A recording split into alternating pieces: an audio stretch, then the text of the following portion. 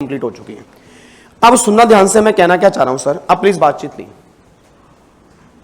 अब जो मैं सेक्शन स्टार्ट करवाने जा रहा हूं ना,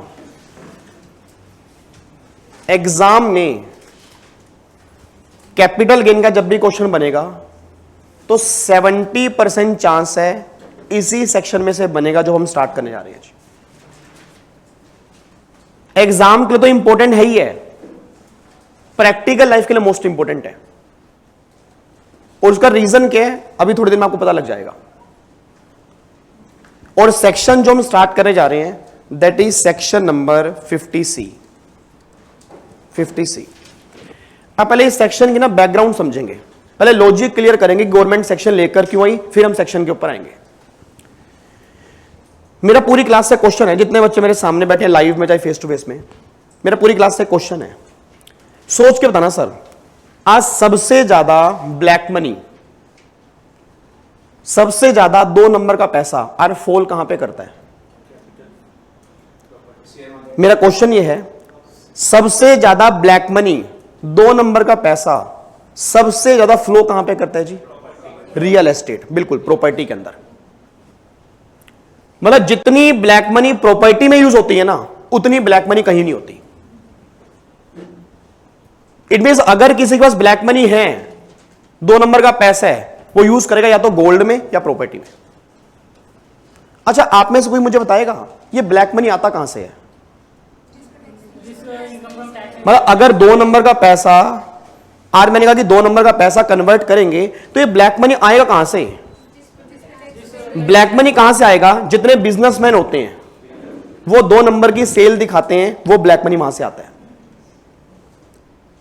जितने गवर्नमेंट ऑफिसर होंगे वो रिश्वत लेंगे, ब्राइब लेंगे, वो सारा ब्लैक मनी वहां का है। सर मूवी आपने देखी होगी रेड मूवी। अब रेड मूवी में जो अजय देवगन ने घर तोड़ के पैसे निकाले थे वो सारा ब्लैक मनी कहां से? वो रिश्वत ही तो है, वो ब्राइब ही तो है। आज अगर आपका चालान कटना चाहिए, आपका चालान पुलिस वालों ने नहीं काटा, उसने 500 रुपए ले लिए, दैट इज ब्लैक मनी ना। आपने किसी गवर्नमेंट ऑफिसर को रिश्वत दी, वो ब्लैक मनी है। तो ब्लैक मनी आने के बहुत सारे तरीके हैं, ब्लैक मनी आने की कमी नहीं है। इनमें जितना कैश आपके पास आ रहा है और जो अकाउंट्स में नहीं है वो सारा का सारा ब्लैक मनी है। अब ब्लैक मनी यूज कहां पे करूं? क्यों? क्योंकि जहां यूज करूंगा वो दिखाया तो मैंने है नहीं और उसको दिखाना भी है। तो फिर प्रैक्टिकल लाइफ में लोग क्या करते हैं, फिर ब्लैक मनी को व्हाइट मनी में कन्वर्ट करवाते हैं।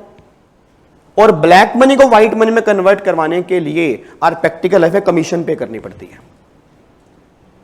और बहुत सारे लोग ऐसे हैं जिनको ब्लैक मनी से व्हाइट मनी में कन्वर्ट करवाना है।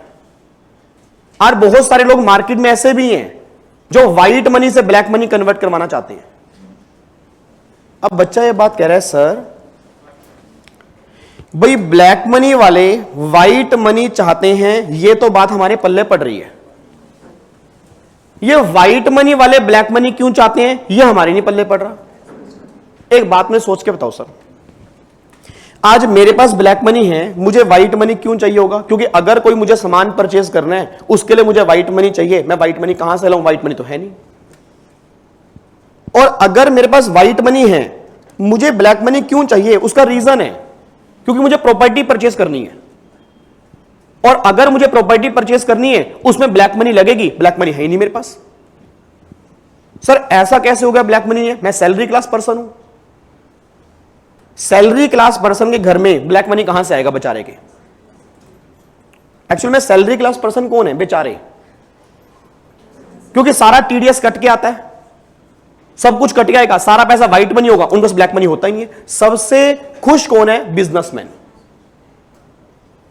क्योंकि बिजनेसमैन के पास ब्लैक मनी भर भर के है। आज अगर मैं अपना एग्जांपल भी दूं, आप जो भी मुझे फीस कैश में पे करोगे that is my black money ना।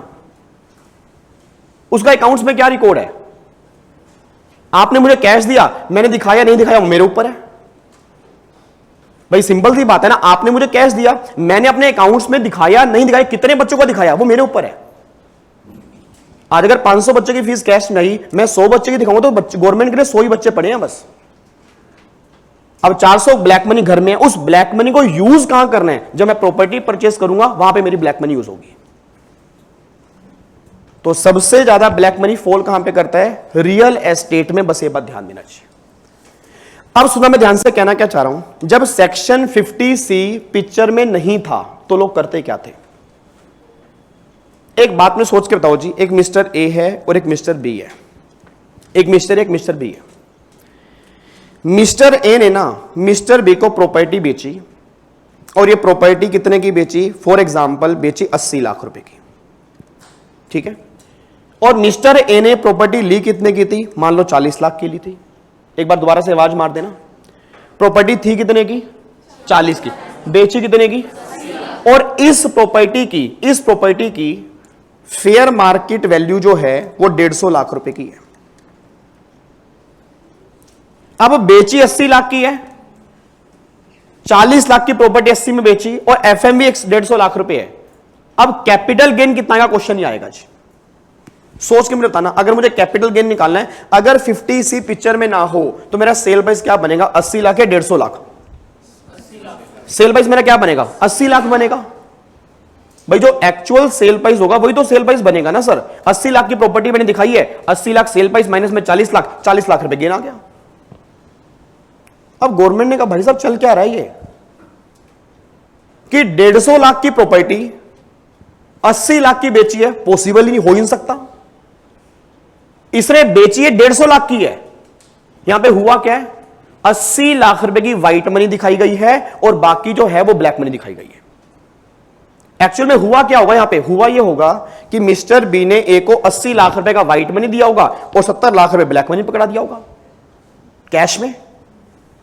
जो कैश में दिया वो पता नहीं, जो नॉन कैश में दिया वो सारा पता है। अब गवर्नमेंट को लगा यार ऐसा चल क्या रहा है भाई, 150 लाख की प्रॉपर्टी 200 लाख की प्रॉपर्टी 50 लाख में बिक रही है। और जब प्रैक्टिकली गवर्नमेंट ने ऑब्जर्व किया, गवर्नमेंट ने कहा भाई साहब यहां तो ब्लैक मनी फॉल कर रहा है। भाई प्रॉपर्टी बेची इसने 150 की है, प्रॉपर्टी बेची इसने 200 की है, सारा का सारा ब्लैक मनी में, व्हाइट मनी कम दिखाया। अब इस सारी प्रॉब्लम को दूर करने के लिए गवर्नमेंट ने क्या किया? एक सेक्शन इंसर्ट किया 50C। और जब ये सेक्शन आया ना, उस बजट में फाइनेंस मिनिस्टर ने स्पीच में बोला कि जितनी भी स्टेट गवर्नमेंट हैं, सारी स्टेट गवर्नमेंट अपने अपने एरिया के सर्कल रेट डिफाइन करो। सर्कल रेट मींस क्या होता है? Stamp duty value. कि अपने अपने एरिया के ना सर्कल रेट बताओ कितनी है, कि अगर तुम्हारे एरिया में प्रॉपर्टी है उसका सर्कल रेट क्या है, मतलब पर गज कितने की वैल्यू है उसकी। और जैसे ही सर्कल रेट डिफाइन किए उसी टाइम पर एक सेक्शन लेकर आ गए 50C। और 50C में स्टार्टिंग में एक लाइन क्या लिखी? 50C में एक लाइन लिखी गई कि अगर किसी पर्सन ने आज के बाद प्रॉपर्टी बेची है और अगर उसका सेल प्राइस, बहुत ध्यान सुनना, अगर उसका सेल प्राइस उसकी स्टैंप ड्यूटी वैल्यू से कम है, फेयर मार्केट वैल्यू नहीं, अगर उसका सेल प्राइस उसकी स्टैंप ड्यूटी वैल्यू से कम है, then stamp duty value shall be deemed as sale consideration. It means अगर तुमने प्रॉपर्टी बेची, तुम्हारा सेल प्राइस तुम्हारी स्टैंप ड्यूटी वैल्यू से कम है। सर स्टैंप ड्यूटी वैल्यू क्या होती है? फेयर मार्केट वैल्यू से थोड़ी सी कम होती है। अगर इस प्रॉपर्टी की एफएमई 150 लाख रुपए है तो एसडीबी इसकी नॉर्मली 140 लाख होगी। अब सोच के बोला, मैंने पूरी क्लास का क्वेश्चन है, एक बार सोच के बोलो सेल प्राइस कितना है जी? एसडीबी कितनी है? एफएमई कितनी है? अगर 50C ना होता सेल प्राइस 80 लाख बनता। बट 50C ने क्या बोला? If stamp duty value is more than sale price, then stamp duty value shall be deemed your sale price. या अगर मैं यूं कहूं, if sale price is less than stamp duty value, then stamp duty value shall be deemed your sale price. बात एक ही है। अब सोच के मुझे बोल देना, अब अगर आज ये प्रॉपर्टी 80 लाख की बेचे, एसडीबी 140 की हो, तो सेल प्राइस 80 लाख बनेगा 140 बनेगा? आज भी ब्लैक मनी कन्वर्ट होती है, बट उतनी कन्वर्ट नहीं होती जितनी पहले होती थी। आज सोच के बोला, आज अगर 80 लाख का सेल प्राइस है, एसडीबी 140 है, तो गवर्नमेंट सेल प्राइस 80 लाख मानेगी या 140 मानेगी? 140 मानेगी। तो आज ब्लैक मनी कन्वर्ट हो रही है, बट कितने की हो रही है? सिर्फ 10 लाख रुपए की ब्लैक मनी कन्वर्ट हो रही है।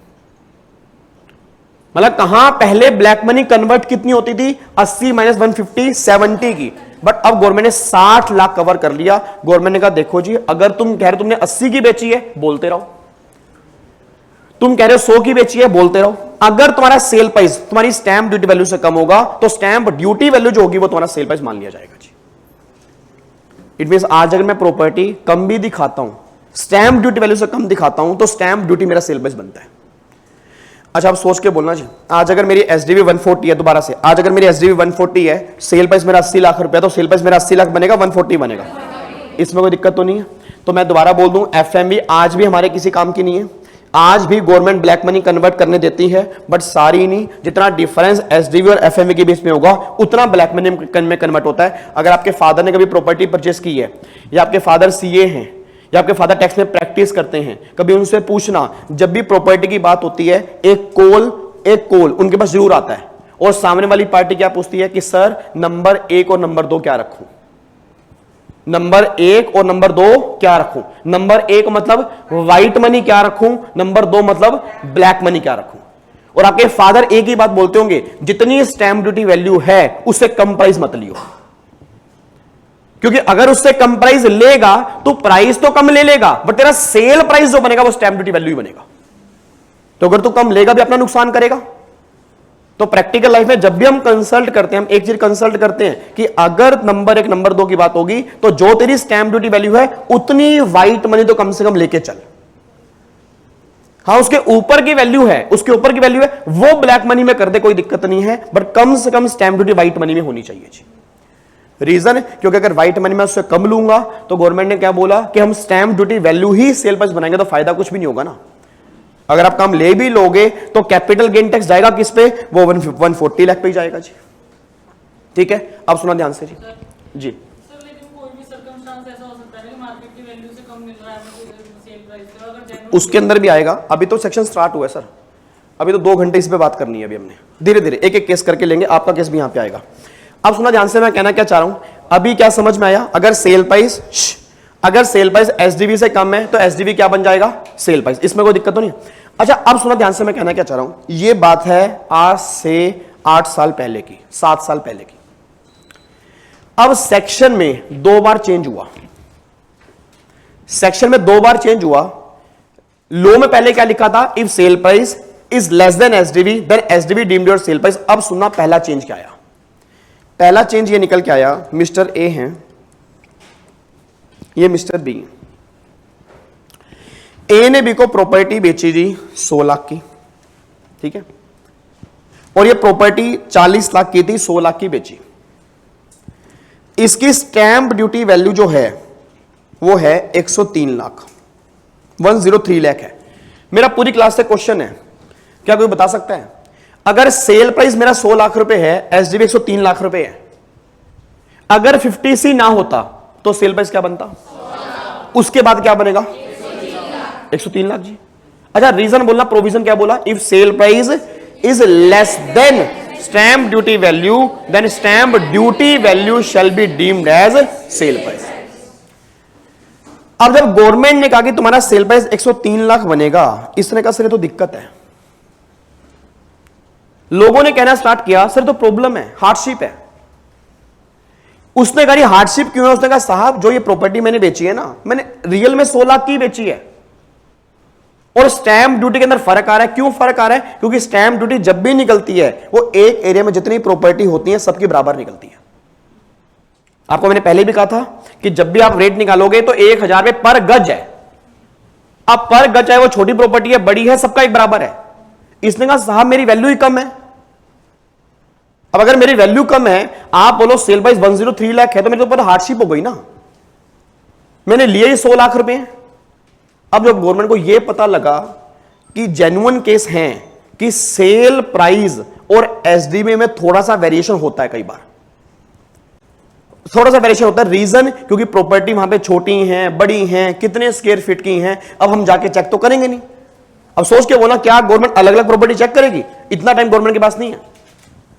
फिर गवर्नमेंट ने 50C के अंदर पहली अमेंडमेंट क्या की, पहली अमेंडमेंट ये की, अगर, अब सुना, अब गवर्नमेंट क्या करे, अगर तुम्हारी स्टैंप ड्यूटी वैल्यू, बहुत ध्यान सुनना जी, अगर तुम्हारी स्टैंप ड्यूटी वैल्यू तुम्हारे सेल प्राइस के 105% से ज्यादा है। अगर तुम्हारी स्टैंप ड्यूटी वैल्यू तुम्हारे सेल प्राइस के 105% से ज्यादा है, तब तुम्हारी स्टैंप ड्यूटी सेल प्राइस बनेगी, नहीं तो नहीं बनेगी। अब सोच के बोलना, अगर मेरा सेल प्राइस 100 लाख रुपए है, इसका 105% कितना बनेगा? 105 लाख बनेगा। अगर मेरी स्टैंप ड्यूटी वैल्यू इससे ज्यादा होगी तब स्टैंप ड्यूटी सेल प्राइस बनेगी, नहीं तो जो एक्चुअल सेल प्राइस होगा वही तुम्हारा सेल प्राइस है। अब सोच के बोलना, अभी तक अगर ये 105% वाला लो ना होता तो सेल प्राइस मेरा क्या बनता? 103 लाख। अब क्या बनेगा? 100 लाख। तो क्या आपको बेनिफिट हो गया? नहीं हो गया? यस हो गया जी। मतलब अब गवर्नमेंट कह रही है हम 5% का वेरिएशन अलाउड करके चलेंगे। इट मींस अगर बीच में वेरिएशन 5% तक है ना, कोई दिक्कत नहीं है।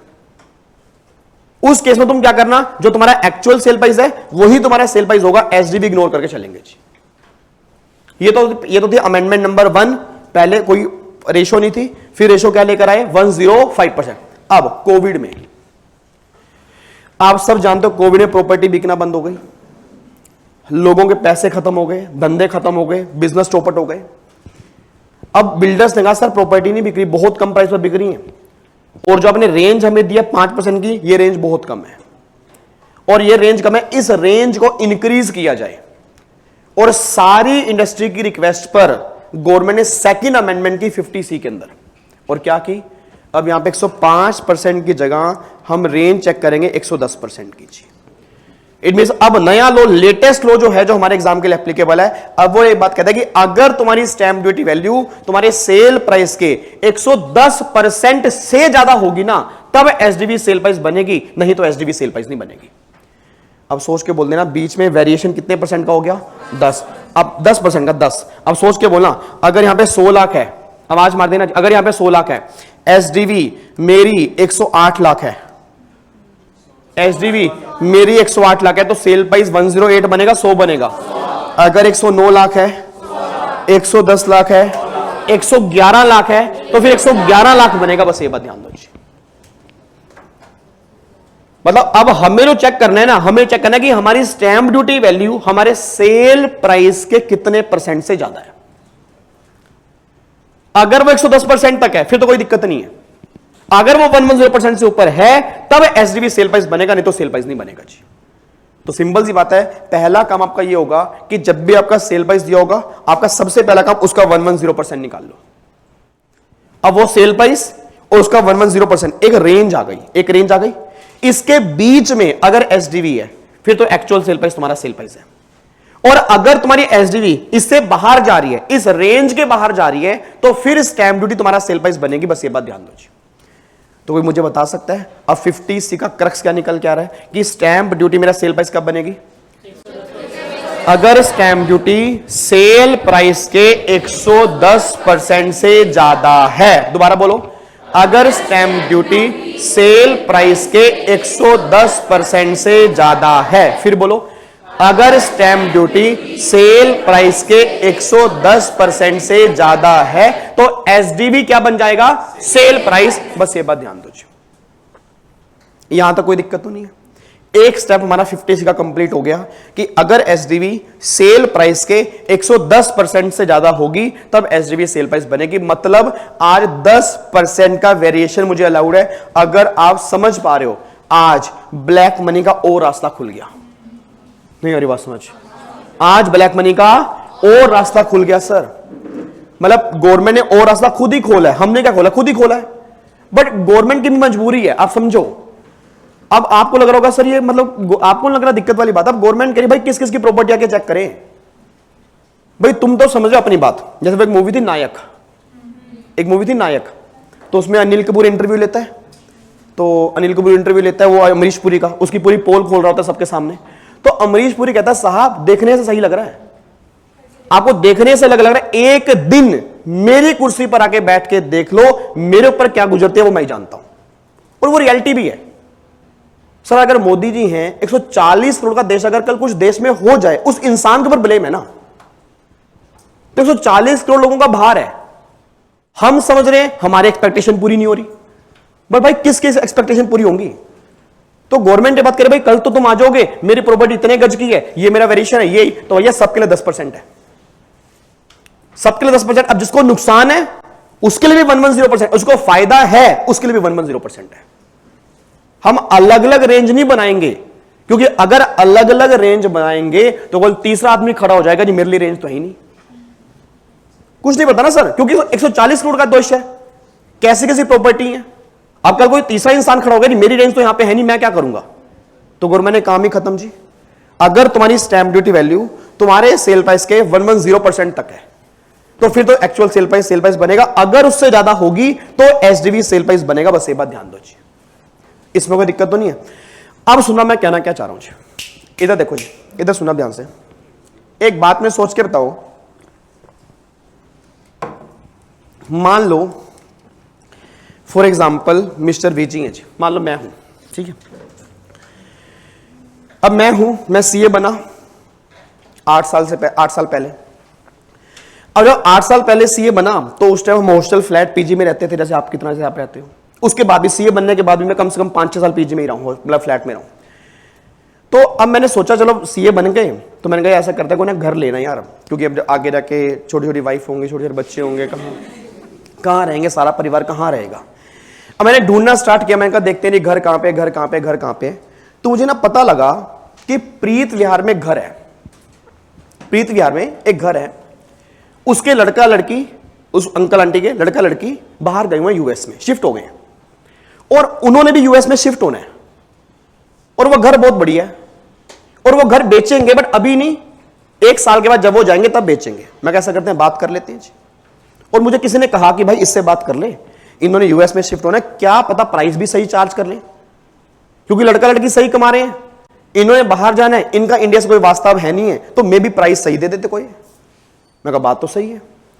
अब मैंने क्या किया, प्रीत विहार में घर था जी, मैं उस अंकल आंटी के पास गया, यहां पे एक अंकल थे जी, ठीक है, और यहां पे एक आंटी, मतलब बुजुर्ग लोग थे, अपना ऐसे बैठे थे। ये डंडा मैंने बनाया जी, ठीक है, हाँ मतलब जो भी है हाथ में पकड़ के, हाथ ही है इसका, ठीक है। अब प्लीज ध्यान सुनो, अरे रुक तो जाओ ना इतना, पहले ऐसा करो एमएफ हुसैन बन जाओ जी, नालायक।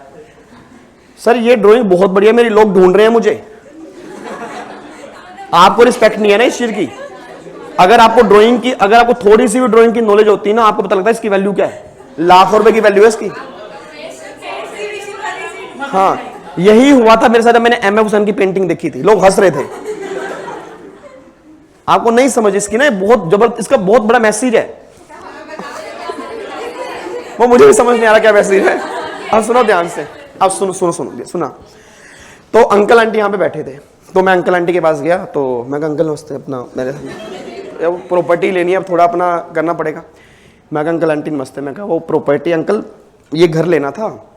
तो कह रहे घर लेना था मतलब, तो कह रहे हमने तो घर बेचना नहीं। मैं कहा नहीं वो बेचना नहीं है, मैंने सुना था कहीं आपके जो लड़का लड़की हैं वो बाहर शिफ्ट हो चुके हैं, तो मे बी आपने भी शायद बाहर शिफ्ट होना है, तो मुझे ना घर चाहिए यहाँ पे, तो आप ये घर अगर बेच सकते हो तो मेरे लिए अच्छी बात है। कह रहे हमें नहीं बेचना अभी, और जब भी हम बेचेंगे तब हम बता देंगे, बट अभी हमारा कोई बेचने का विचार नहीं, और अभी हमारा बाहर जाने का भी विचार नहीं है, क्योंकि नॉर्मली लोग ना जब एकदम बताते नहीं है, क्योंकि खबर फैल जाएगी सब जगह पे। उसने कहा हमारा कोई विचार नहीं। मैं कहा नहीं, आपके नॉन ने ही मुझे बताया है, तो अगर आपका विचार है अंकल 1 साल के बाद भी, 1.5 साल के बाद भी, तो आज एग्रीमेंट कर लेते हैं भाई, कम से कम फाइनल तो हो जाएगा ना भाई। 1 साल के बाद जब आप जाओगे बैलेंस प्राइस में पे कर दूंगा। मैं ये नहीं कर रहा मुझे आज ही चाहिए, मैं 1 साल कहीं और भी रह सकता हूं, बट मुझे घर अंकल पसंद आ गया, जब भी आप जाओगे आप प्लीज अब मुझे घर देके जाना। अंकल ने कहा चलो ठीक है बेटे, मैं बताऊंगा लड़का लड़के से बात करूंगा, भाई वो यूएस में है, देखो अभी तो ऑफिस में होगा बच्चा, तो मैं जब वो आएंगे मैं उनसे बात करके आपको बता दूंगा, फोन कर दूंगा। अब अंकल आंटी ने अपने लड़के लड़की से बात की, उसने कहा भाई ऐसे ऐसे ऐसे और ऐसे ऐसे ऐसे।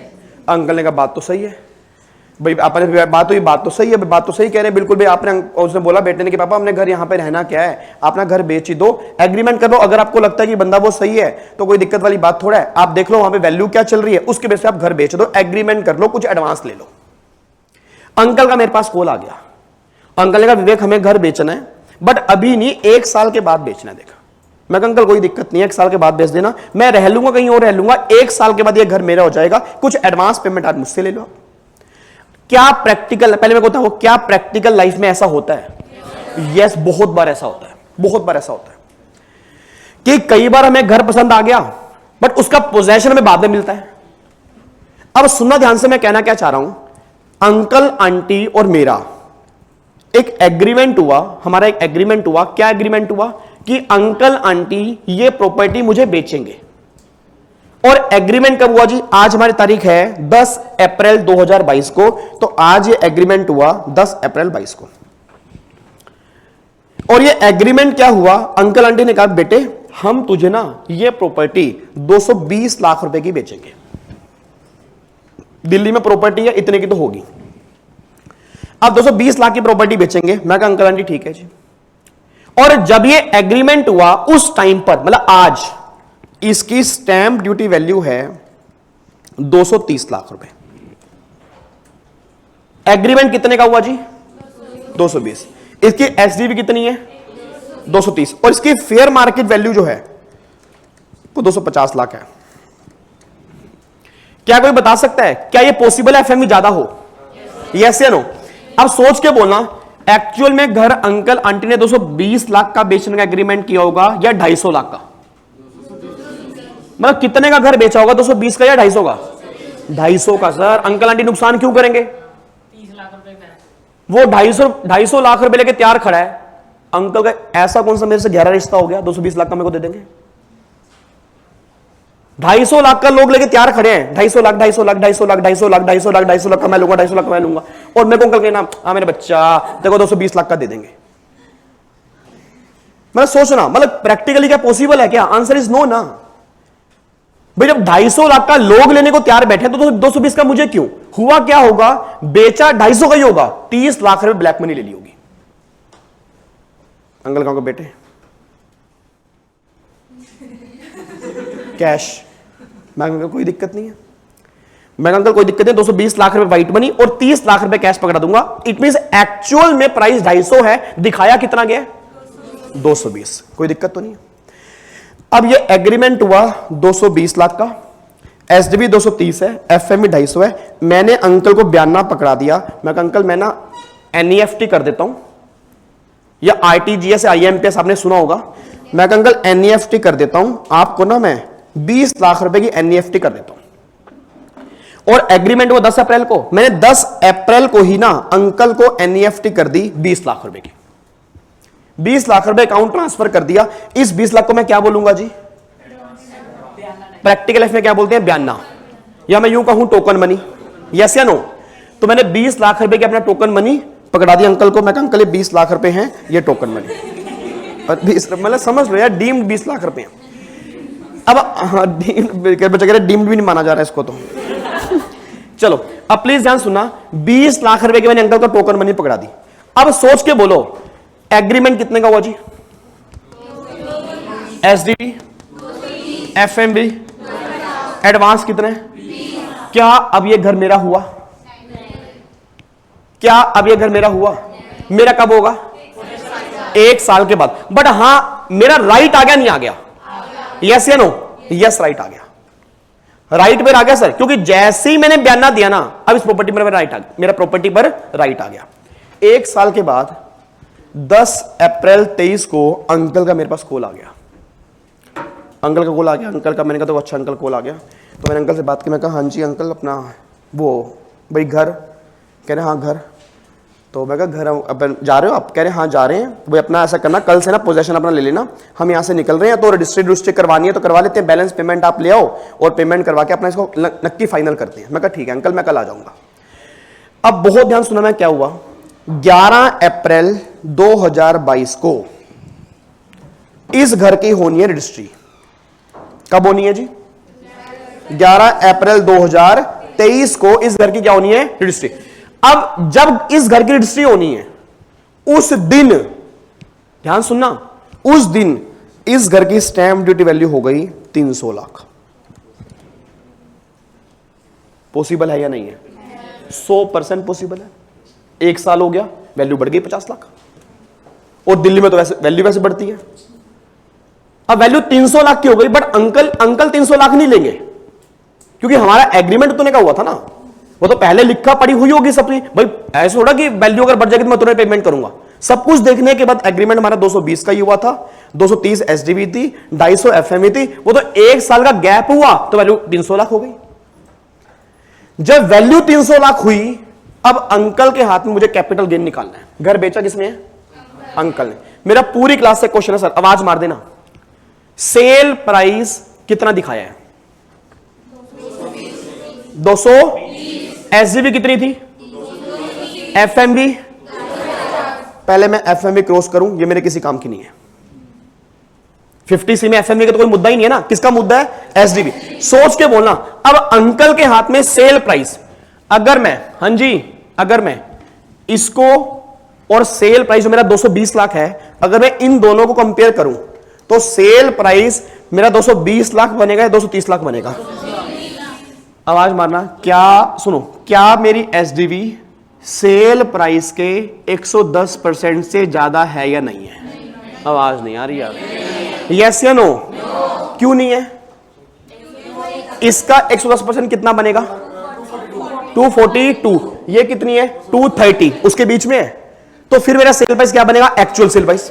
बट अगर मैं कंपेयर करूं इसको और इसको, तो क्या मेरी एसडीवी सेल प्राइस के 110% से ज्यादा है या नहीं है? तो फिर सेल प्राइस क्या बनेगा? 300 लाख। डिपार्टमेंट कहता है अंकल को, अंकल तुम्हारे हाथ में सेल प्राइस बनेगा 300 लाख। डिपार्टमेंट कहता है अंकल को कि अंकल तुम्हारे हाथ में सेल प्राइस क्या बनेगा? अब अंकल कह रहे बेटे मतलब जैसे भी आप, मेरे बस का नहीं है वो, जब उस एज में होंगे तो बोलेंगे वैसे ही, ठीक है नहीं? अब अंकल कह रहे बेटे कैसे बनेगा 300 लाख? मैंने तो 220 लाख में ही बात हुई है। ध्यान सुना, मतलब अंकल की भावनाएं समझो सर। अंकल कह रहे हैं कि बेटे 220 लाख में बात हुई है। अरे क्या अंकल ने कोई बात 300 लाख की? क्या कोई 50 लाख ब्लैक मनी है? क्या सेल प्राइस अंकल के हाथ में 300 लाख बनना चाहिए या कंपैरिजन इन दोनों को करके 220 लाख बनना चाहिए? सोच के बोलना। गवर्नमेंट क्या चाहती होगी? अंकल क्या चाहते होंगे? गवर्नमेंट क्या चाहती होगी? और अंकल क्या चाहते होंगे? अंकल 220 लाख क्यों चाहते हैं? टैक्स कम है इसलिए चाहते हैं? टैक्स कम है इसलिए चाहते हैं या एक्चुअल ट्रांजैक्शन ही उस पर डिसाइड होती इसलिए चाहते हैं? डिपार्टमेंट 300 लाख क्यों चाहता होगा? उसको टैक्स ज्यादा चाहिए। अब मेन मुद्दा है करे तो करे क्या, और ये प्रॉब्लम कब आएगी? अगर एक घर की 2 स्टैंप ड्यूटी वैल्यू आ जाएंगी, और ये प्रैक्टिकली होता है, 100% केस में होता है। आज जब भी आप घर लेते हो कई बार बीच में गैप आता है और गैप से वैल्यू बढ़ जाती है। एक बात बताओ, आज घर की रजिस्ट्री नॉर्मल कितने महीने के बाद होती है? 3 महीने के बाद होती है। तो क्या 3 महीने में वैल्यू नहीं बढ़ती होगी? बढ़ती है।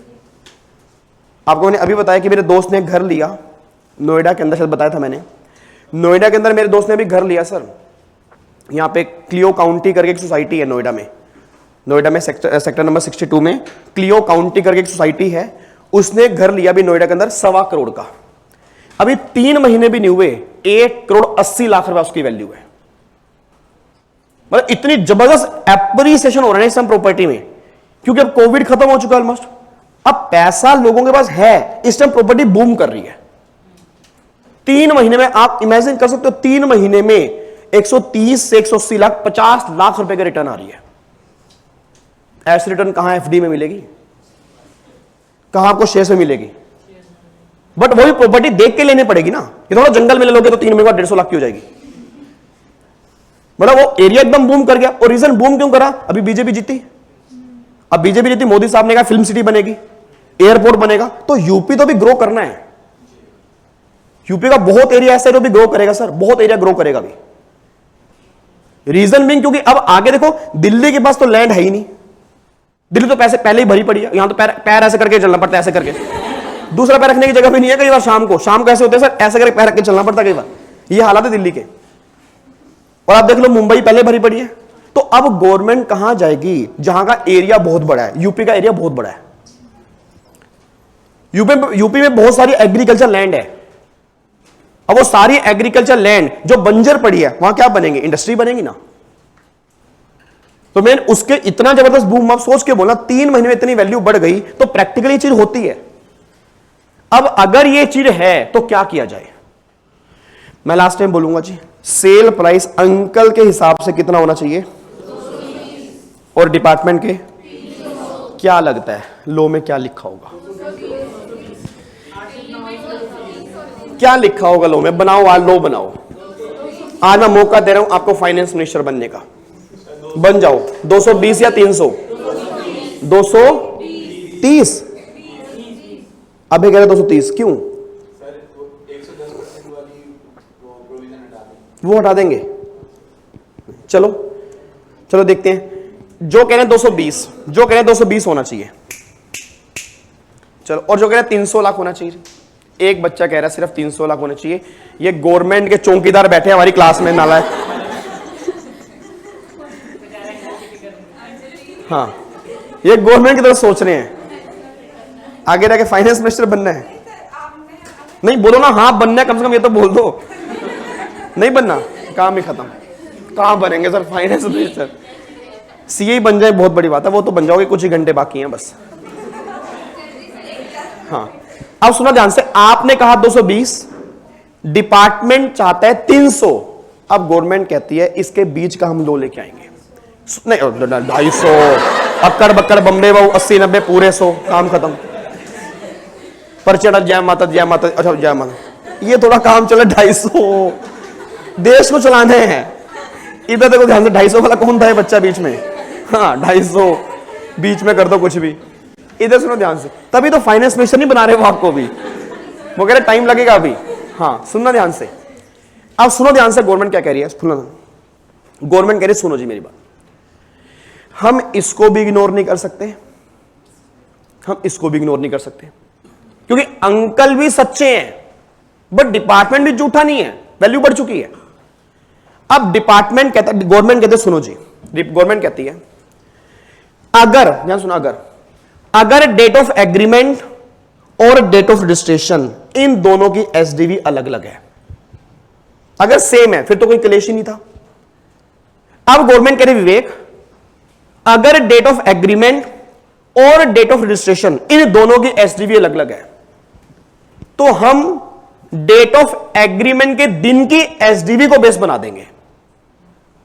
हम डेट ऑफ एग्रीमेंट के दिन की एसडीवी को बेस बना के चेक करेंगे, बट हम ये तब चेक करेंगे अगर बायर ने, मतलब विवेक ने, अगर बायर ने कुछ पैसा एग्रीमेंट के दिन या उससे पहले अंकल को पे कर दिया था। अगर बायर ने कुछ पैसा एग्रीमेंट के दिन या उससे पहले अंकल को पे कर दिया था, कैसे, या तो अकाउंट पे ही चेक, या अकाउंट पे ड्राफ्ट, या ऑनलाइन, चाहे वो आरटीजीएस, चाहे वो एनईएफटी, चाहे वो यूपीआई, चाहे वो आपने मतलब ऑनलाइन पेटीएम, गूगल पे, कोई किसी मोड से भी ऑनलाइन अगर पे किया था, फिर तो एसडीवी बेस बनेगी इस दिन की, नहीं तो फिर बेस बनेगी इस दिन की। ऐसा गवर्नमेंट ने क्यों कहा, क्योंकि गवर्नमेंट ये एश्योरिटी चाहती है बस कि तुम्हारा रियल में एग्रीमेंट हुआ था। भाई ऐसा ना तुम बना के बैठ जाओ, क्योंकि अगर ऐसा कोई एग्रीमेंट हुआ ही नहीं था और फिर हम 230 लाख ले रहे हैं, हम तो बर्बाद हो जाएंगे। तो हमें दिखाओ उस टाइम की स्टेटमेंट दिखाओ कि तुमने एडवांस मनी पे की थी उसको, उस टाइम का एग्रीमेंट दिखाओ, तुम प्रूफ करो तुम्हारा और अंकल का एग्रीमेंट हुआ था। और वो कैसे प्रूफ होगा, एग्रीमेंट हुआ था उस दिन या उससे पहले आपने एडवांस पेमेंट कर दी थी, अगर ये बातें थी तो एग्रीमेंट के दिन की एसडीवी बेस बनेगी, नहीं तो फिर बनेगी रजिस्ट्रेशन के दिन की। जी आज सोचने से बच्चे ने बोला कि सर अगर कैश पे किया होता 20 लाख रुपए, तो अगर कैश पे किया होगा फिर बेस 300 लाख बनेगा, ये नहीं बनेगा। रीजन, क्योंकि कैश में बैक डेटिंग हो सकती है। सर कैश में तो कुछ भी कह दोगे ना, मैंने कैश वहां दिया था, कैश का क्या रिकॉर्ड है। आज आपने 5 रुपए पेटीएम किया, आज मुझे आने वाले, जब तक मैं जिंदा रहूंगा मेरे बाद भी ये 5 रुपए इसी दिन के रहेंगे, कोई भी देख लेगा। आपने मुझे आज 5 रुपए कैश पे किए या आपने मुझे पे नहीं किए, 20 दिन के बाद बोल दूं हाँ आपने, इन्होंने याद आ गया, इन्होंने मुझे 5 रुपए कैश दिया था, क्या रिकॉर्ड है जी। मेरे में 5 रुपए पड़े हैं, मेरे पास 5 रुपए हैं, अगर मैं बोल दूं, सोच के बोलना, फॉर एग्जाम्पल मान लो 10 रुपए हैं, अगर मैं बोल दूं ये मेरे को 2 साल पहले इसने दिए थे, अब 2 साल पहले इसने दिए होंगे ना, रिकॉर्ड क्या इसका। बट अगर वही बोल दूं कि 2 साल पहले 10 रुपए का पेटीएम किया था, अभी चेक कर लेंगे किया था नहीं किया था। तो गवर्नमेंट ये चाहती है कि रियल एग्रीमेंट हुआ था नहीं हुआ था। और वो कैसे डिसाइड होगा, अगर बायर ने कुछ पैसा एग्रीमेंट के दिन या उससे पहले पे कर दिया था, कैसे, account payee cheque, account payee draft या इलेक्ट्रॉनिक क्लियरिंग सिस्टम।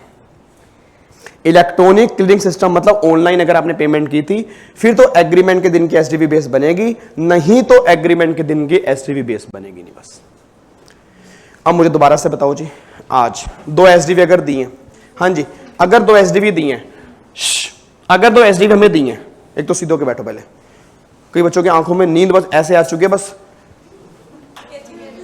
चुटकी मारने की देर है, अभी वो सोए हैं बस। नहीं आज बच्चा नहीं सो रहा, आपको नहीं कह रहा मैं, टेंशन मत लो।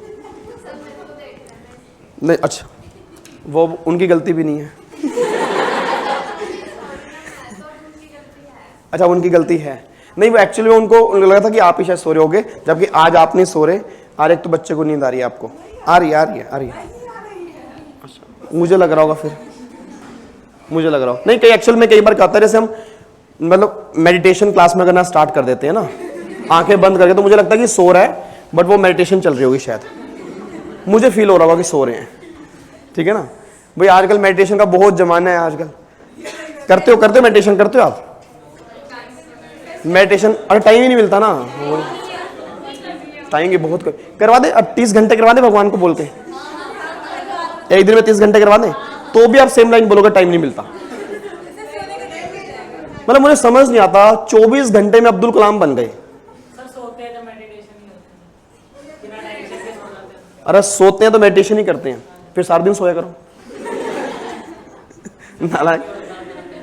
चलो इधर सुनो ध्यान से, देखो क्लास में सोना सबसे बड़ा महापाप है, पता आपको? इंडिया के मतलब जो देश के वो है ना ग्रंथ, उसमें लिखा हुआ है कि अगर कोई अध्यापक पढ़ा रहा हो और अगर उसका विद्यार्थी बीच में सो जाए तो महापाप कहा गया है। इसकी सजा है, सजा इसकी लिखी गई है, मैं आपको बता नहीं सकता। हाँ है, अच्छा मैंने खुद बनाया ग्रंथ, बट जिसने मैंने भी अगर बनाया तो सही बनाया। देखो सिंपल सी बात है, अपरिचित। अच्छा ये कौन सी मूवी थी ना, ये तो मूवी थी। चलो वापिस आओ जी, इधर देखो ध्यान से।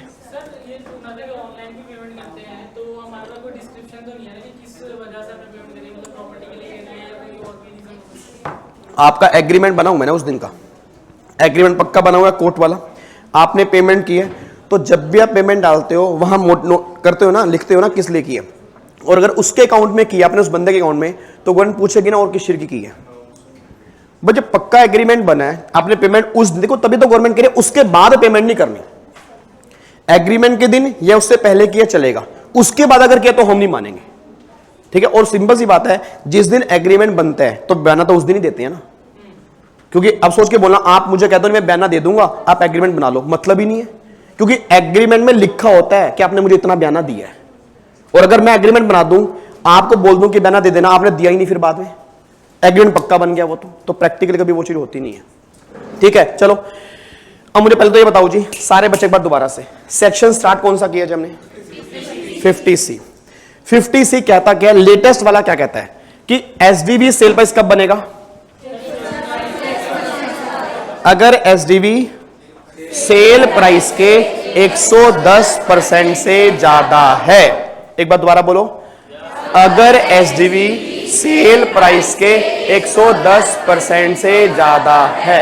एक बार फिर बोलो, अगर एसडीवी सेल प्राइस के 110% से ज्यादा है तो फिर क्या होगा? एक्चुअल सेल प्राइस बन जाएगा।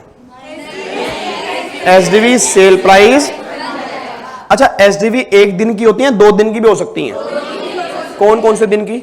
एग्रीमेंट और रजिस्ट्रेशन। तो मैं बेस कौन सी बनानी है? एग्रीमेंट के दिन की। बट वो कब बनानी है? अगर बायर ने कुछ पैसा, अगर बायर ने कुछ पैसा सेलर को, कब? एग्रीमेंट के दिन या उससे पहले पे कर दिया हो। कैसे? Account payee cheque, account payee draft या ऑनलाइन मोड। आपने, मुझे नहीं पता शायद क्या सुना, एक तो मैंने बोला अकाउंट पे चेक, एक मैंने बोला अकाउंट पे ही ड्राफ्ट, और फिर मैंने क्या बोला? ऑनलाइन। आपको में भी पता हो एक बैरियर चेक भी होता है, बैरियर चेक होता है जिसको आप इजीली एंडोर्स कर सकते हो, आगे कर सकते हो ना, तो वो चेक यहां पे कवर नहीं होगा। अगर आपने वैसे पेमेंट की है तो फिर डेट ऑफ रजिस्ट्रेशन के दिन की एसडीवी बेस बनेगी। ठीक है, मतलब 3 चीजें हैं, कौन कौन सी? Account payee cheque, account payee draft या ऑनलाइन पेमेंट। अब ऑनलाइन पेमेंट में एनईएफटी, आईटीजीएस हो गया, आईएमपीएस हो गया, यूपीआई हो गया, डेबिट कार्ड हो गया, क्रेडिट कार्ड हो गया, ये पेमेंट आपकी कवर हो जाती है।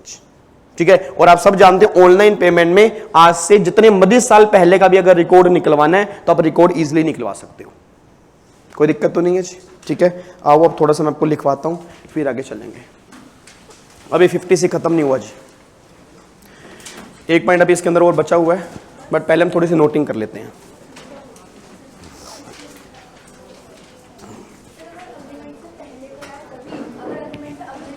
एग्रीमेंट के दिन या उससे पहले, अगर उसके बाद पेमेंट करोगे तो नहीं। ठीक है जी,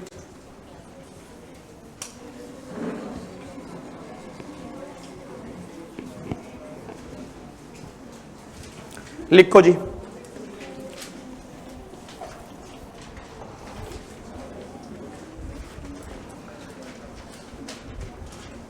सेक्शन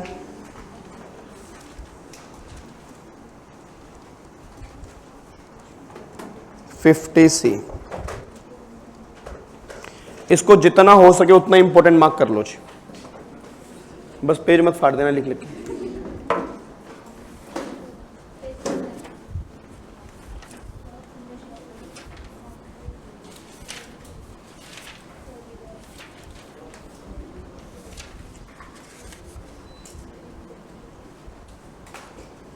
लिखो जी। Special provision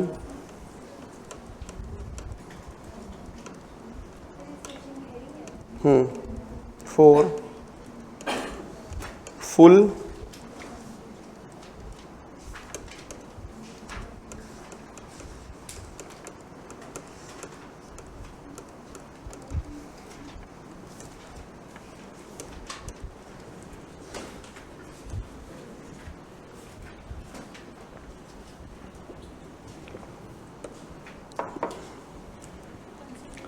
special provision for full value of consideration in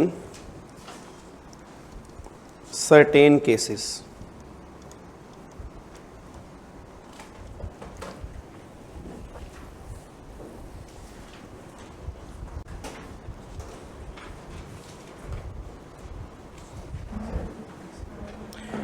सबसे पहले लिखो इस सेक्शन की एप्लीकेबिलिटी।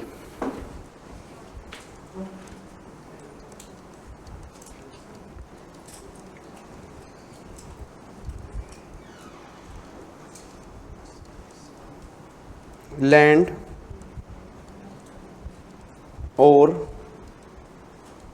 बिल्डिंग और बोथ।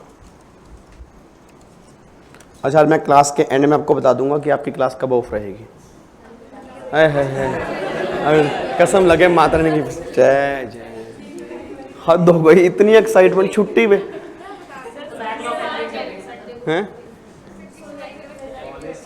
अभी क्लास के एंड में बताएंगे, एंड में, अभी नहीं। वो पढ़ाई नहीं होगी ना आगे, मुझे पता है ना। अरे अच्छी पढ़ाई होगी। और चलो अभी बताऊंगा, अभी 1 मिनट लिख लो पहले, लिखो पहले। अभी एप्लीकेबिलिटी है लैंड, बिल्डिंग और बोथ। अब लिखो जी।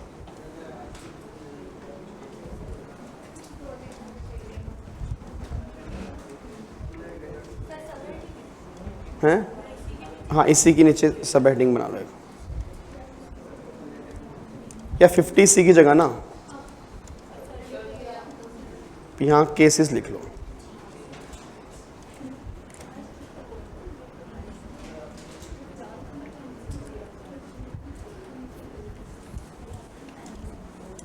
लिखो जी। SDV is less than actual sale price.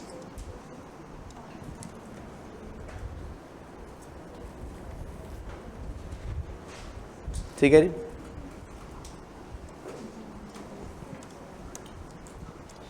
SDV is equal to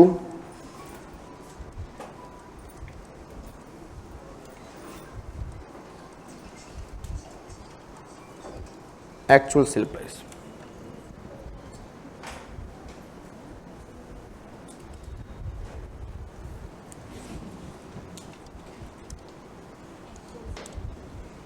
SDV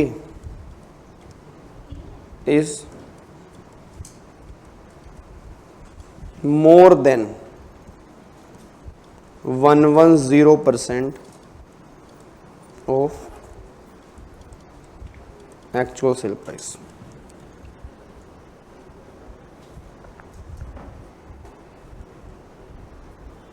ठीक है जी।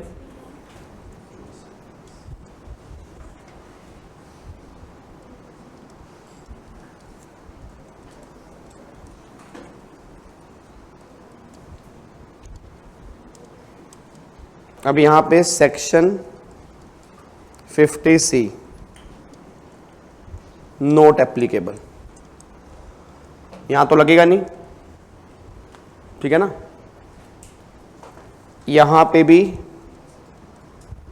50C नोट एप्लीकेबल, ठीक है जी। यहां पे लग जाएगा।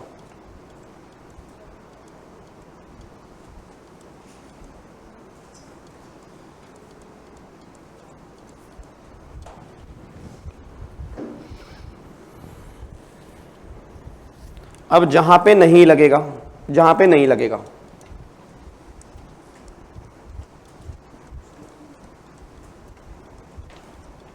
उस केस में क्या होगा? Actual sale price is deemed as sale consideration.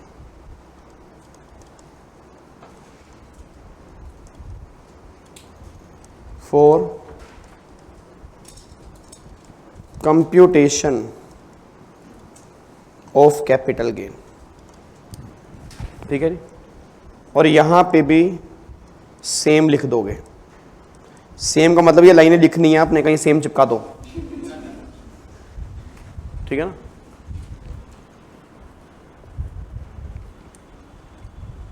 और इस वाले केस में जी स्टैम्प ड्यूटी वैल्यू,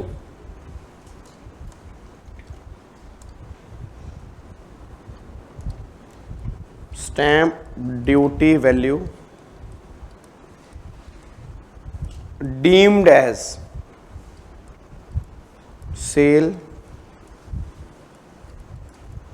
कंसीडरेशन।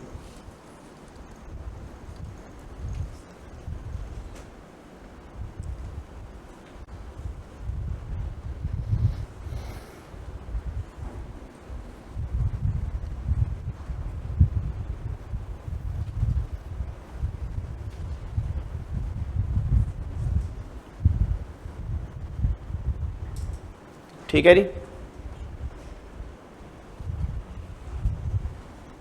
आगे लिखो भी यहां पे एग्जाम्पल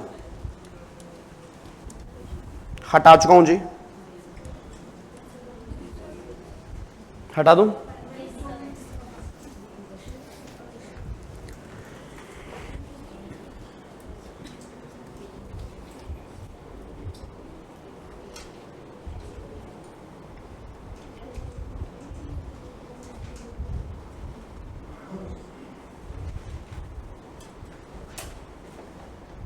चलो जी लिखो, एग्जाम्पल लिखो जी।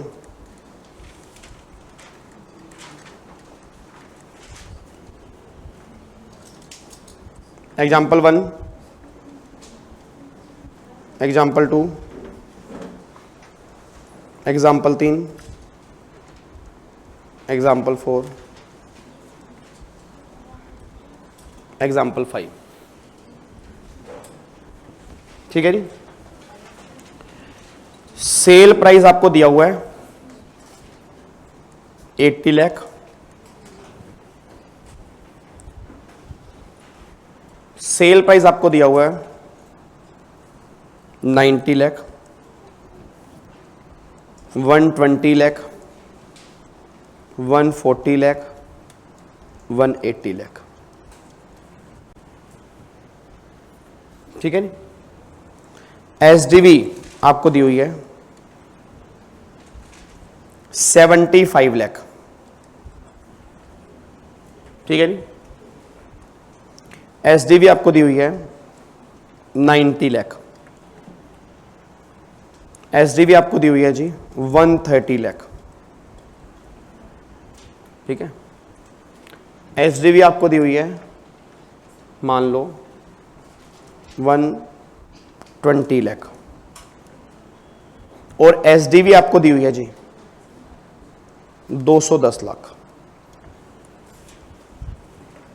आपको पहले यह बताना है सेक्शन 50C अप्लाई होगा या नहीं होगा, इनमें से किस प्रोविजन में लगेगा, और फिर सेल कंसीडरेशन क्या माना जाएगा जी।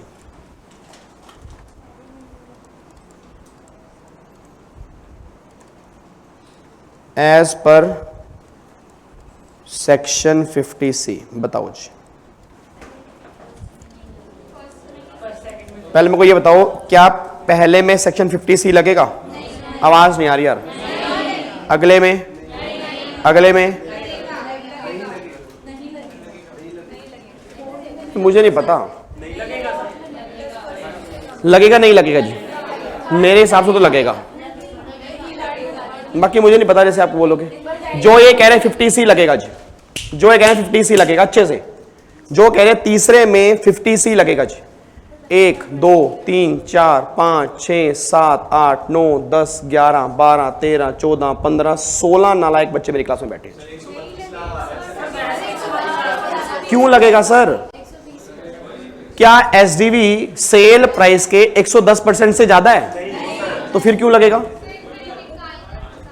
अगर इसका 110% निकालोगे तो 132 बनेगा और एसडीवी 130 है, उसके बीच में है। नहीं यार ये बात समझ में? सर आपको मैंने अभी नालायक को एक बात बताओ, इतने बड़े बड़े शब्दों में लिखवाया कि यहां 50C लगेगा बस, तो यहां मींस क्या कि अगर एसडीवी सेल प्राइस के 110% से ज्यादा होगी तभी तो लगेगा ना। अब सेल प्राइस 120 है, उसका 110 कितना बनेगा? 132, तो एसडीवी तो उसके बीच में ही आ रही है, तो उसके बीच में तो क्यों लगेगा? नहीं लगेगा। अगले में? अगले में यहां लगेगा बस। ठीक है नी। अब मुझे बताओ जी, सबसे पहले केस में सेल प्राइस क्या लोगे? 80 लाख। अगले में? अगले में क्या लोगे नी? 120। अगले में 140। अगले में क्या लोगे? 210। ये है 50C बस।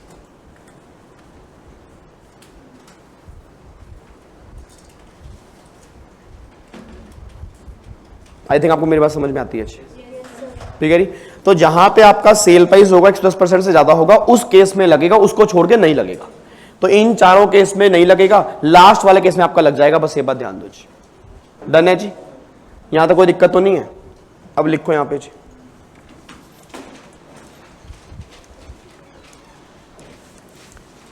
अब एसडीवी जो ऊपर लिखी है ना आपने, ये वाली एसडीवी जो लिखी है, इसके ऊपर एक स्टार बनाओ।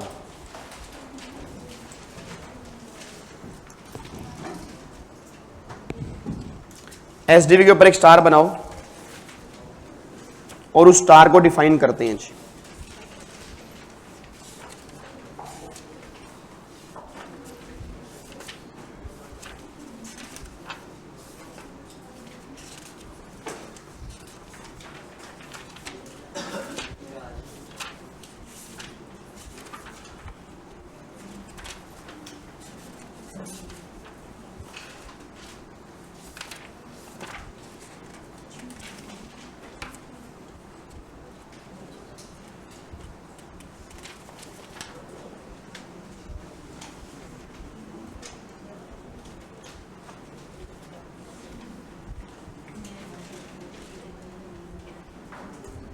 लो जी लिखो अब यहां पे,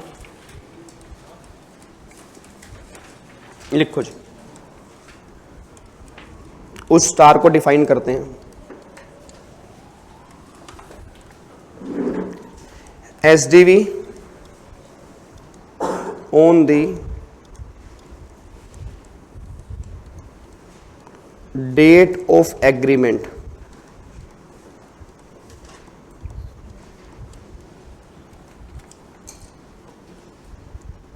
and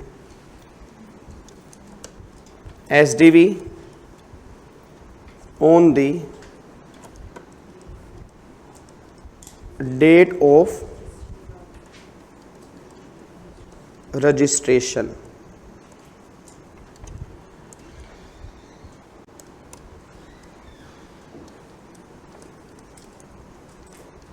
Not same.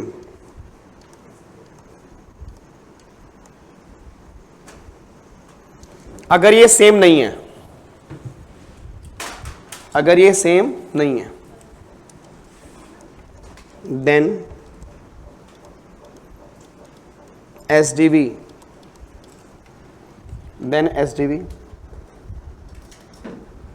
on the date of agreement,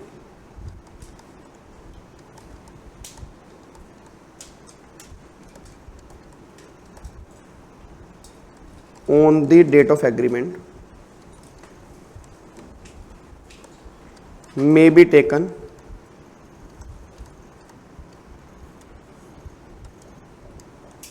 for the purpose of computation of capital gain subject to condition. ठीक है, सब्जेक्ट टू कंडीशन, कुछ कंडीशंस हैं तब आप एग्रीमेंट के दिन के एसडीवी लोगे, नहीं तो नहीं लोगे जी।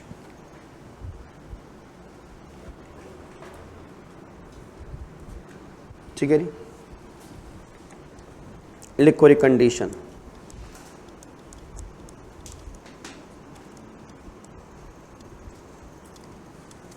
SDV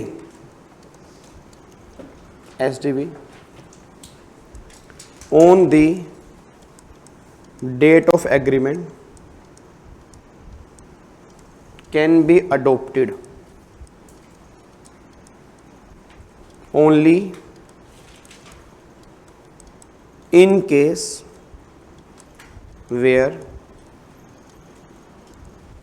the amount of consideration bracket में weather full or part,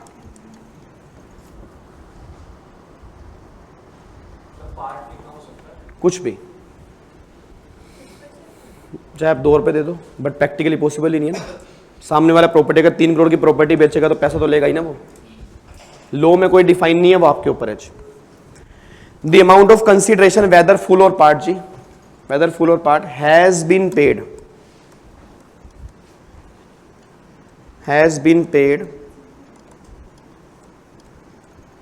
bye way of an account payee check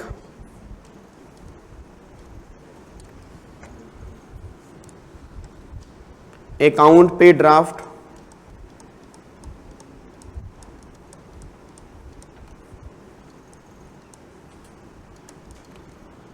पे draft or electronic clearing system, और ब्रैकेट में लिख देना जी इसके, इलेक्ट्रॉनिक क्लियरिंग सिस्टम के ब्रैकेट में NEFT, ITGS, IMPS, debit card, credit card, UPI etcetera.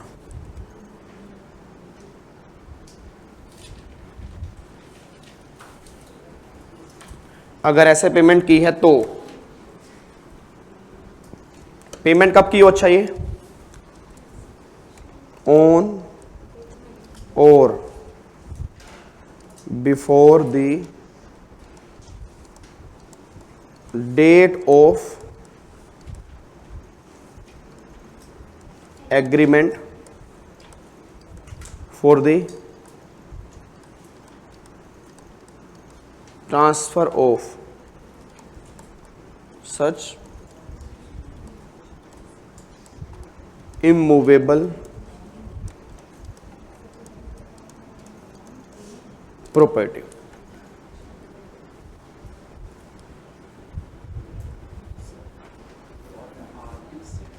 ITGS, अच्छा ITGS आएगा यहां पर।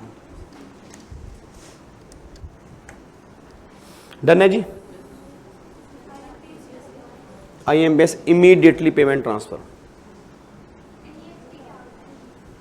NEFT भी पेमेंट ट्रांसफर ही होता है, ITGS भी होता है, 24 घंटे के अंदर फर्क होता है।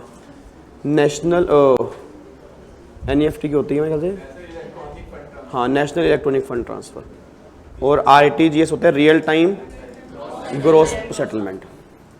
ठीक है जी, डन है जी। तो अगर आपने पेमेंट, हेडफोन गाना चल रहा है क्या? कॉल आ रहा है, बड़ा मोदी जी का है, बहुत इंपॉर्टेंट कॉल है क्या? चलो इधर सुना ध्यान से, अब यहां तक कोई दिक्कत तो नहीं है जी? डन है, क्लियर हो गया जी। ठीक है, अब एक पॉइंट मेरा बैलेंस बचा हुआ है, एक पॉइंट बैलेंस है, उसको समझते हैं। ठीक है जी, उसको समझते हैं, फिर इसकी नोटिंग करेंगे।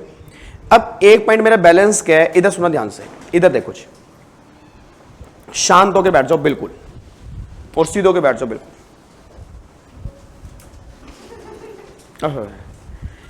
अच्छा, अब सुना ध्यान से, मैं कहना क्या चाह रहा हूं, एक बात मैंने सोच के बताना सर। मेरा क्वेश्चन बस ये निकल के आ रहा है, मान लो मिस्टर ए हैं और ये मिस्टर बी हैं, ये मिस्टर ए, मिस्टर बी है। मिस्टर ए ने मिस्टर बी को ना एक प्रॉपर्टी बेची, और ये प्रॉपर्टी बेची 80 लाख की। ठीक है, और ये प्रॉपर्टी है कितने की? मान लो 40 लाख की है जी। और इस प्रॉपर्टी की जो स्टैंप ड्यूटी वैल्यू है वो 100 लाख रुपए है।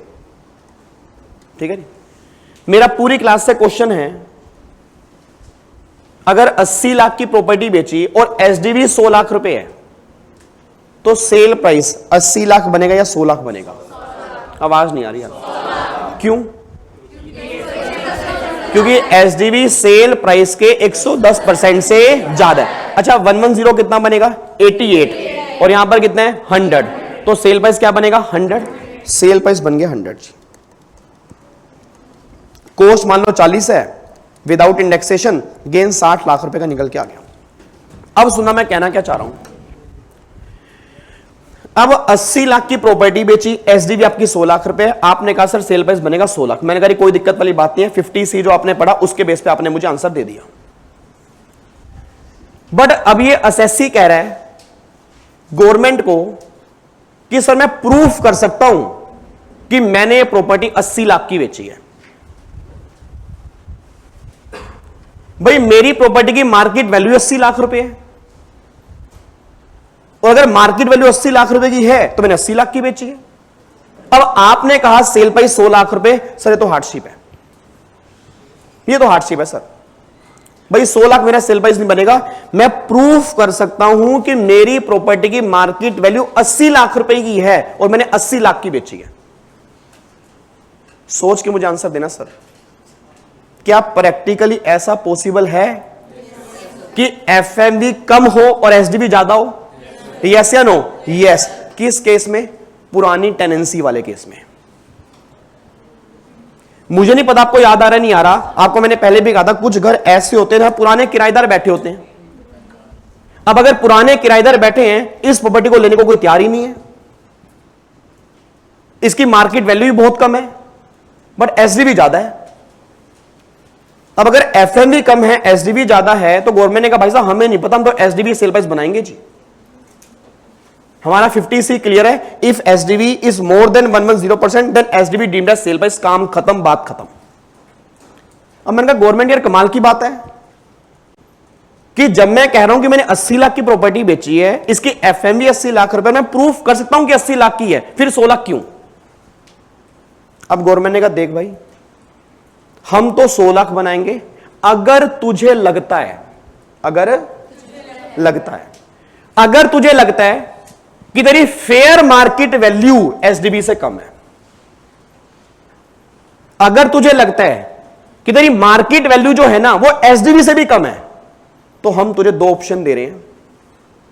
या तो तू वैल्यूएशन ऑफिसर के पास जा, उससे वैल्यू निकलवा के आ जा, और जो वो तेरी वैल्यू निकालेंगे ना हम तेरी वैल्यू वो मान लेंगे। या तू अपील कर दे हाई कोर्ट में, और हाई कोर्ट अगर कह देगा 80 लाख रुपए, हम तेरी वैल्यू 80 लाख मान लेंगे। अगर तू वहां नहीं जाएगा तो वैल्यू तेरी 16 लाख ही है। भाई हम 50C को ब्रेक नहीं कर सकते, पर तुझे प्रॉब्लम है ना कि हाई हार्डशिप होगी, हाई हार्डशिप होगी, हाई हार्डशिप होगी, यही तो प्रॉब्लम है ना। तो जा, वैल्यूएशन ऑफिसर बैठे हैं, ऑफिसर के पास जा, वैल्यू निकलवा के ले जा, जो वैल्यू तेरी बोलेंगे वो वैल्यू हम तेरी मान लेंगे। और अगर तुझे लगता है नहीं नहीं नहीं नहीं नहीं नहीं वैल्यूएशन ऑफिसर तो बहुत टाइम लगाएंगे, फीस होगी, ये होगा वो होगा, तो अपील कर दे, अपील कर, अपना राइट यूज कर, रिट पिटीशन डाल दे। जो रिट पिटीशन डालेगा, हाई कोर्ट जो भी कहेगा हम तेरी वैल्यू मान लेंगे। जा, हम तुझे दो ऑप्शन दे रहे हैं, बट एक बात कान खोल के सुन ले, इन दोनों में से एक ही ऑप्शन यूज कर पाएगा, दोनों गेट तेरे लिए ओपन नहीं है। मतलब अगर मैं वैल्यूएशन ऑफिसर के पास गया तो हाई कोर्ट का गेट मेरे लिए बंद है, और अगर मैं हाई कोर्ट के पास गया तो यह गेट बंद है। रीजन, क्योंकि अगर मैं दोनों के पास चला गया, दोनों ने कुछ अलग डिसाइड कर दिया, तो बेइज्जती तो गवर्नमेंट की है, क्योंकि दोनों सेम लेवल के ऑफिसर हैं। तो गवर्नमेंट ने कहा भाई एक ही ऑप्शन है, अब तो डिसाइड कर ले तुझे जाना कहां है। चलो इसने डिसाइड कर लिया जी, मैं तो जाऊंगा वैल्यूएशन ऑफिसर के पास। अब ये दौड़ा दौड़ा गया जी वैल्यूएशन ऑफिसर के पास। इसने वैल्यूएशन ऑफिसर को बोला कि वैल्यूएशन ऑफिसर। उसने कहा हाँ भाई क्या हुआ? उसने कहा सर मेरी वैल्यू जो है ना वो वैल्यू ज्यादा है, और 100 लाख की वैल्यू मान ली गई है, जबकि मैंने प्रॉपर्टी 80 लाख की बेची है, और मेरी वैल्यू गवर्नमेंट 100 लाख रुपए कह रही है। अब वैल्यूएशन ऑफिसर ने क्या किया, इसका केस देखा। इसने कहा अच्छा तेरी वैल्यू कितनी मानी है? उसने कहा 100 लाख मानी। कह रही कितनी है? अब जब केस देखा ना, मान लो वैल्यूएशन ऑफिसर ने कहा हो तेरी वैल्यू तो भाई साहब 120 लाख है, तेरी वैल्यू तो 120 लाख है। वो कह रहे ये क्या मतलब है भाई? एसडीवी 100 है, मैं कह रहा हूं 80 है, तुम कह रहे 120 है, क्या प्रैक्टिकली पॉसिबल है? यस पॉसिबल है, यस पॉसिबल है। अब सोच के बोलना सर वैल्यू कितने की बिकी है, एसडीवी कितनी है, और ऑफिसर कितनी कह रहा है? तो गवर्नमेंट कह रही है अगर ऐसा हो गया तो टेंशन मत ले, मैक्सिमम एसडीवी ही तेरा सेल प्राइस बनेगा, उससे ऊपर नहीं बनेगा। अगर ऐसा हो गया तो मैक्सिमम एसडीवी तेरा सेल प्राइस बनेगा, उससे ऊपर नहीं बनेगा जी। एक केस तो ये हो गया जी। दूसरा केस, मैं ऑफिसर के पास गया, मैं कहा ऑफिसर, उसने कहा यार वैल्यू ना बहुत ज्यादा है, मतलब मेरी वैल्यू 80 लाख रुपए की है और वैल्यू 100 लाख रुपए कह रहे हैं, एक बार चेक करो यार मेरे प्रॉपर्टी की इतनी वैल्यू है ही नहीं। अब जो ऑफिसर ने वैल्यू देखी, ऑफिसर ने कहा अच्छा, वैल्यू देखने के बाद बोला, कहते अच्छा हो भाई तेरी वैल्यू तो 60 लाख रुपए की है। अब सोच के बोलना, ऑफिसर ने कह दिया कि तेरी वैल्यू 60 लाख रुपए की है। अब 60 लाख मानेंगे, 80 लाख मानेंगे, या 100 लाख मानेंगे?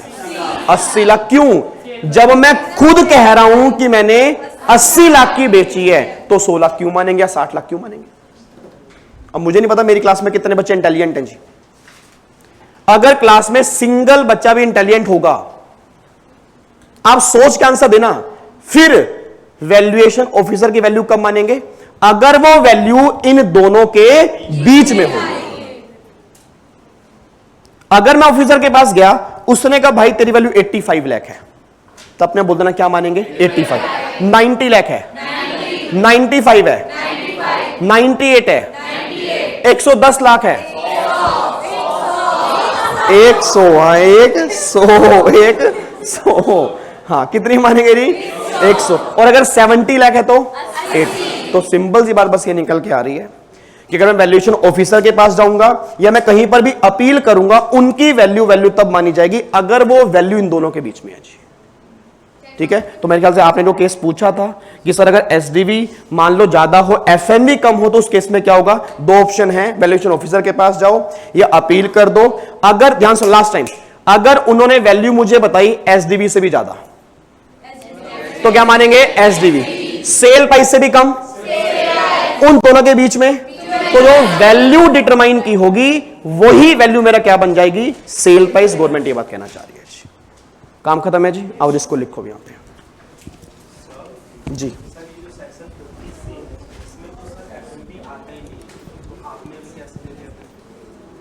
नहीं नहीं नहीं, मैंने एफएमवी नहीं कहा, मैंने ये कहा कि मैंने 80 की बेची है, इसका रियल प्राइस ही 80 है भाई, मार्केट प्राइस 80 है।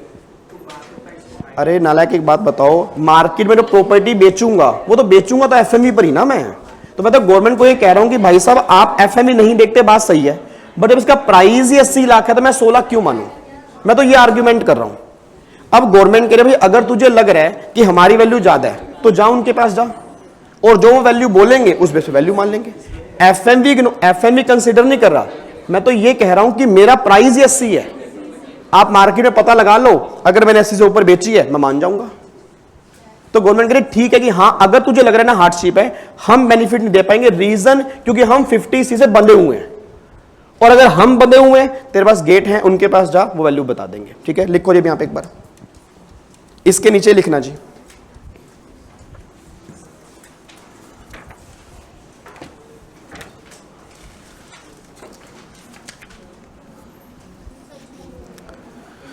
लिखो जी, इंपॉर्टेंट पॉइंट है, हेडिंग डाल दो।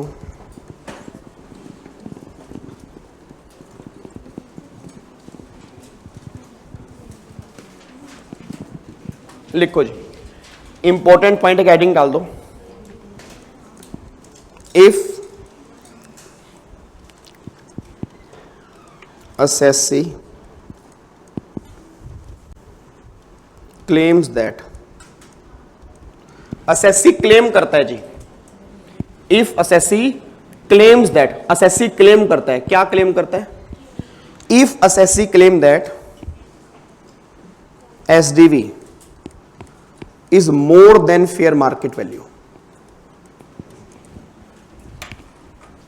कि भाई साहब एसडीवी जो है ना वो एफएमवी से भी ज्यादा हो गई है,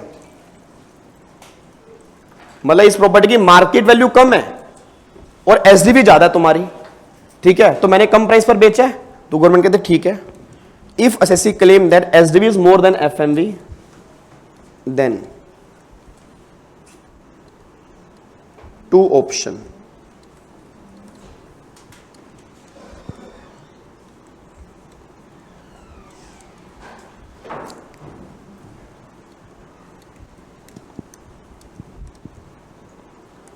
रेफर टू वैल्यूएशन ऑफिसर, या तो वैल्यूएशन ऑफिसर के केस रेफर कर दो, उसके बाद चला जा भाई तू, या गो फॉर एन अपील, जाके अपील कर दे हमारे अगेंस्ट, और जो अपील वाले बोलेंगे वो देख लेंगे। इन दोनों को कंबाइन कर दो, बीच में और लगा देना चाहिए, एक गेट है बस, दोनों में से एक गेट है, या तो वहां या तो यहां। अब पहला केस क्या होगा जी? Value determined by specified authority is more than SDV. उन्होंने जो वैल्यू बताई वो एसडीवी से भी ज्यादा बता दी जी, काम हो गया हमारा। तो हम करने क्या गए थे और हो क्या गया? हम कहते हैं हमारी वैल्यू कम है, वो कह रहे हैं एसडीवी से भी ज्यादा है। Second, value determine by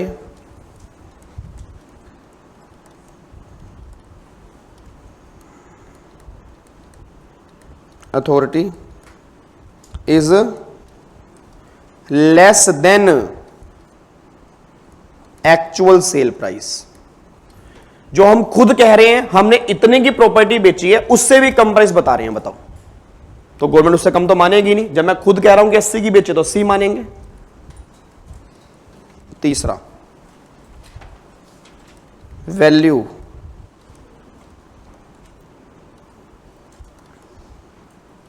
determine by specified authority is more then actual sale price, मतलब एक्चुअल सेल प्राइस से ज्यादा बताया उसने price, but less than SDV. But करेगा एंड आएगा, and less than SDV, SDV से कम बताया उसने।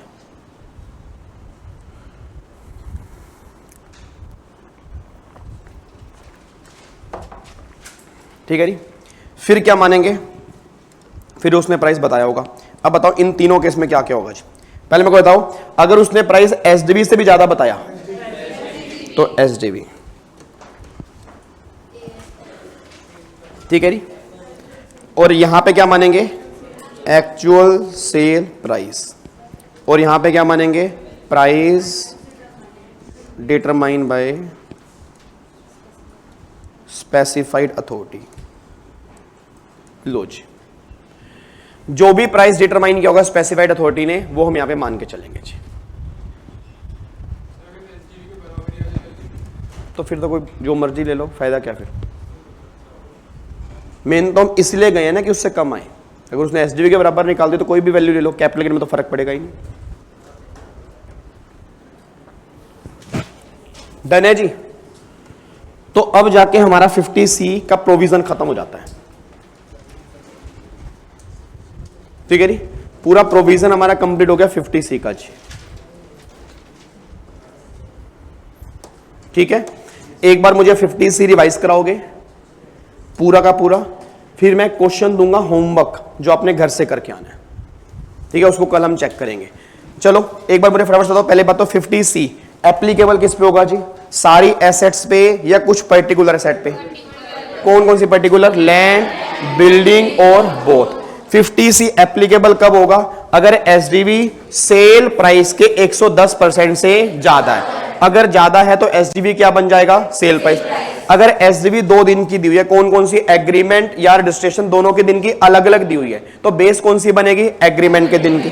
बट वो कब बनेगी, अगर बायर ने कुछ पैसा एग्रीमेंट के दिन या उससे पहले पे कर दिया हो। कैसे पे किया हो, account payee cheque, account payee draft या इलेक्ट्रॉनिक क्लियरिंग सिस्टम। अगर पे कर दिया तो फिर एग्रीमेंट के दिन की बेस बनेगी, नहीं तो कौन सी बेस बनेगी, रजिस्ट्रेशन के दिन की। अच्छा, अगर मुझे लग रहा है कि एसडीवी ज्यादा है, एफएमवी कम है, तो कितने ऑप्शन है, 2। कौन कौन से, या तो वैल्यूएशन ऑफिसर या अपील। अब उन्होंने जो अच्छा इन दोनों के पास जैसा हूं, दोनों में से एक गेट है, दोनों में से एक गेट है। इन्होंने जो वैल्यू बताई अगर एसडीवी से ज्यादा है तो फिर क्या बेस बनेगा, अगर वो एक्चुअल सेल प्राइस से कम है, और अगर इसके बीच में है तो जो भी प्राइस बताया होगा फिर वो बेस बनेगा। बस ये बात ध्यान दो। ठीक है, ये सारी बातें आपकी निकल के आ रही हैं। अब मैं क्वेश्चन दे रहा हूं, आपने मुझे कल इसका आंसर बताना है। नहीं, लिखवा रहा हूं। इंडेक्सेशन निकाल नुकुल क्या नहीं है, सब कुछ मतलब फुल फ्लैज क्वेश्चन है, बढ़िया वाला, मस्त, प्राप्त, जबरदस्त। लो जी,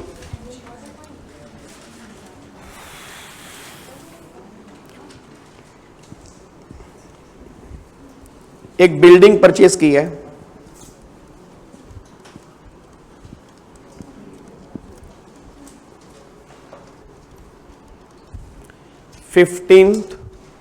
नवंबर 1992 को। कितने की जी, 8 लाख की। FMV एज ऑन 141, ये है 12 लाख। SDV 141 10 लाख। ठीक है जी,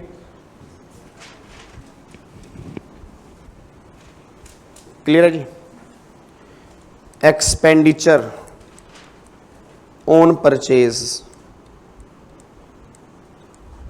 वो दिए हुए हैं 1 लाख के, और सेम डेट है 15 नवंबर 1992।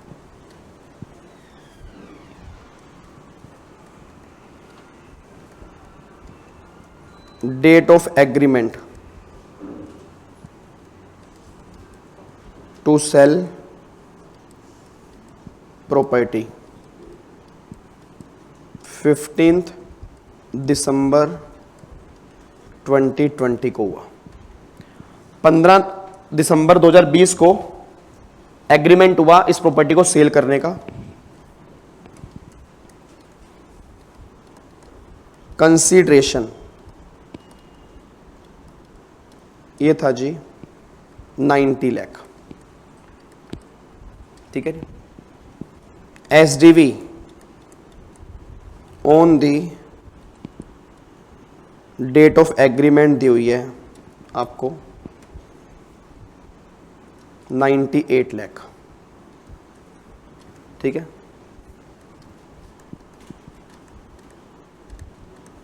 बायर पे रुपी 25 लाख एज एडवांस।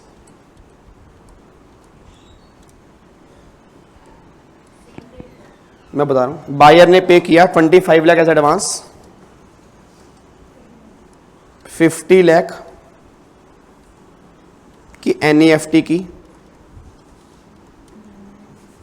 NEFT की है उसने 14 दिसंबर 2020 को, और 15 लाख रुपए, सॉरी 15 नहीं 10 लाख रुपए,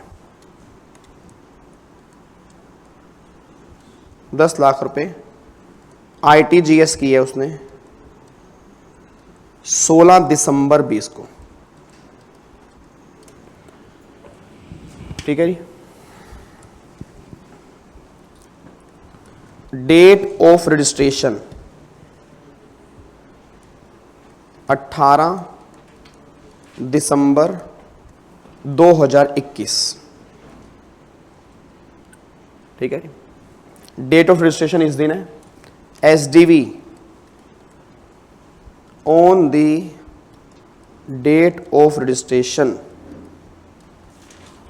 ये है मान लो 120 लाख।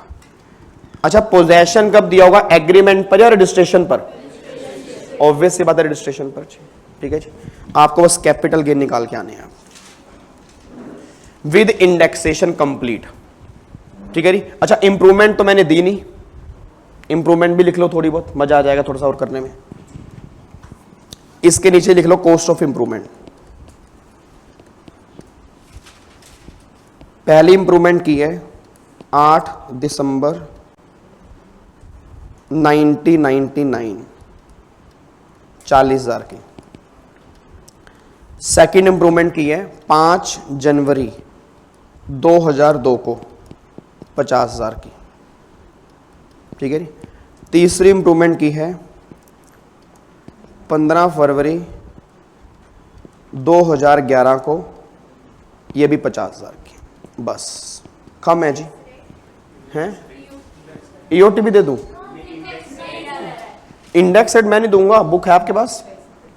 बुक तो है ना? हाँ, तो बुक में देखो EOT है 1 लाख रुपए जी।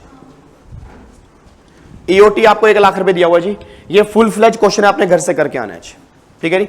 आपने कैपिटल गेन पूरा कंप्लीट निकाल के आना है। आई कोई EOT SDV कौन सी लेंगे, क्या है, जो भी है मेरे को नहीं पता, वो आपको पता है। ठीक है जी। मैंने आपको सारा बता दिया, प्रोविजन आपका क्या है जी। तो अपने बस घर से क्वेश्चन करके आना है। ठीक है जी। चलो, तो छुट्टी कल बता देंगे। ओए होए होए ओए होए होए होए होए ओए होए। चलो जी, तो आपका ऑफ जो रहेगा, नहीं कल नहीं रहेगा ऑफ, कल तो क्लास करने में।